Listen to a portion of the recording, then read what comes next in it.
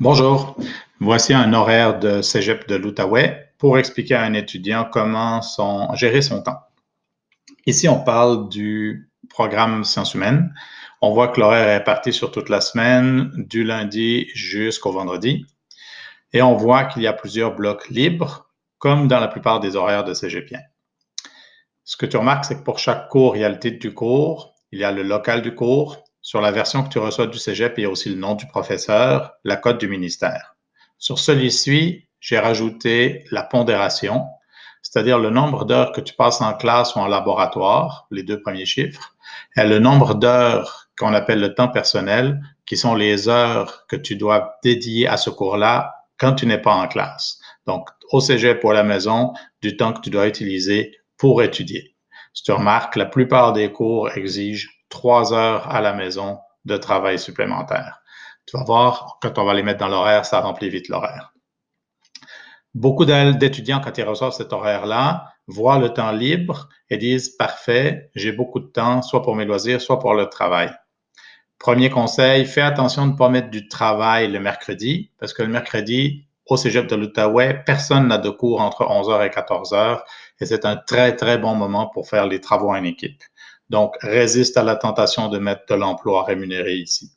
Ici, ça peut être très tentant, mais faire une journée d'études très intensive, suivie d'un autre cours, puis ensuite aller au travail puis recommencer, c'est une brisure dans ton rythme d'apprentissage, ça va pas t'aider. Donc, si tu dois travailler ou si tu choisis de travailler, c'est toujours mieux de le mettre le fin de semaine, évidemment, ou le soir vers la fin de semaine pour que tu aies du temps pour te reposer le dimanche. Ici, j'ai mis à peu près 13 heures d'emploi rémunéré le samedi, le vendredi soir et le jeudi soir. Comme il n'y a pas de résidence au cégep de l'Outaouais, il faut que tu te déplaces pour venir travailler. Je te suggère de le mettre à ton horaire parce que la petite heure que tu rajoutes à chaque jour pour tes repas, tes pauses, retourner à la maison ou pour souper, etc., ça remplit, ça prend du temps. Que tu viennes en autobus ou en auto, il faut calculer, ou à pied bien sûr, ou en vélo, ça prend du temps de se déplacer et venir au cégep et c'est bien d'y penser. Donc, ça veut dire que les matins où tes cours commencent à 8 heures, il faut que tu te lèves au plus tard à 6h30, mais probablement même plus tôt que ça si tu veux être en forme à 8 heures. J'ai marqué déjeuner et transport. Je te l'ai souvent fait dire que avoir un bon déjeuner est essentiel pour réussir la journée. Un lundi comme ça ici, comme il y a un premier cours ici, puis il y a des cours l'après-midi, commencer la journée le ventre vide va être très difficile. Donc, bonne discipline de vie personnelle d'avoir un bon déjeuner le matin pour avoir de l'énergie pour commencer. J'ai dit que chaque cours exigeait un certain nombre d'heures de travail à la maison ou au cégep, mais hors classe ou du travail en équipe. Alors, j'ai fait une section ici qu'on appelle les études au cégep. Donc, tu vois que, par exemple, en écriture et littérature, il y a une des 3 heures requises que tu pourrais faire le lundi. En histoire, une des 3 heures, tu pourrais les faire le mercredi. En anglais, une des 3 heures, tu pourrais le faire ici à l'école après un autre cours. Je te rappelle que le mercredi, c'est un très bon temps pour le travail en équipe.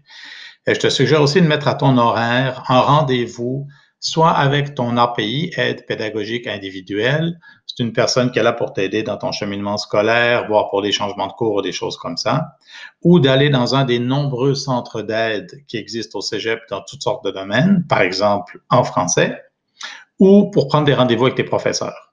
Pour les rendez-vous avec les professeurs, c'est pas toujours toi qui choisis les dates, tu dois vérifier leur disponibilité, mais les professeurs sont tenus d'avoir du temps disponible pour vous, les étudiants, pendant leur semaine au cégep. Et il n'y a aucune honte à aller chercher de l'aide au cégep. En fait, les étudiants qui réussissent le mieux sont souvent ceux qui ont profité des services d'aide qui existent. En plus du temps que tu passes au cégep pour étudier, évidemment, tu dois consacrer du temps à la maison pour avancer dans tes études. Par exemple, le mardi après-midi, vu que tu as un après-midi complet de libre, bonne idée de faire des blocs un peu plus intenses dans 2 matières, par exemple. Tu vois qu'en psycho, tu aurais 1,5 heures ici, en psycho, 1 heure ici. Fait qu'entre le mardi et le mercredi, tu aurais probablement réussi à faire tout ce que tu dois faire en psycho dans cette semaine, etc. pour chacune des autres matières. Tu remarques que j'ai dû en mettre le soir ici. Et j'en ai mis le dimanche soir aussi. Pas une mauvaise idée, dépendamment comment la fin de semaine a été. de prendre du temps le dimanche soir pour lire des choses qui ont un rapport avec le cours du lendemain matin, se rafraîchir, lire des choses en avance, etc. Fait que l'horaire est pas mal chargé. Et comme les étudiants normalement aiment aussi avoir des loisirs et se reposer, j'ai complété l'horaire en pensant que certains matins, tu aimerais dormir un peu plus, que le samedi, tu veux sûrement faire un peu de ménage, lavage, etc.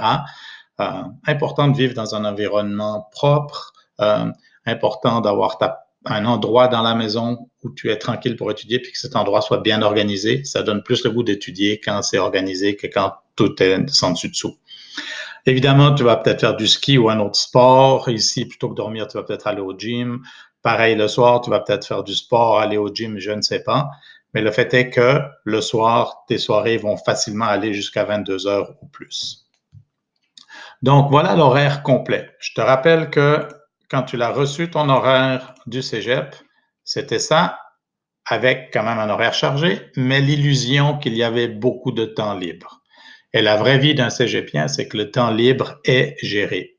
Alors, quand on rajoute l'emploi, quand on rajoute, le transport et les repas, quand on rajoute les heures d'études au cégep et à la maison, et qu'on rajoute du temps de loisirs et les sorties avec les amis, on ne les a pas oubliés, ça te fait un horaire très plein. Ce que les études démontrent, c'est que les étudiants qui planifient bien leur session, qui dès la première semaine, effectivement, consacrent du temps d'études pour chacune des matières, ces étudiants-là ne paniquent pas pour les examens, donc n'ont pas un niveau de stress si élevé que ça, et réussissent mieux. Alors, j'espère que ça te donne une bonne idée. Bonne chance pour ta session.